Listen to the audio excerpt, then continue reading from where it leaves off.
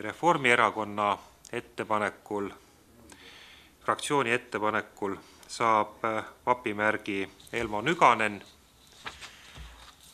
Ma arvan, et pikemat tutvustamist ei vajagi ja loomulikult on vapimärgi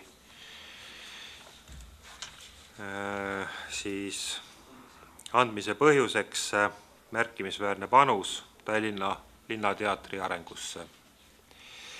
Ja teine vapimärk linnavalitsuse ettepanekul, linnavalitsuse esindajana siis esitas ettepaneku Eha Võrk, on anda vapimärk Eesti Evangeelse Luteri koguduse Jaani koguduse õpetajale ja Tallinna praostkonna praostile Jaan Tammsalule.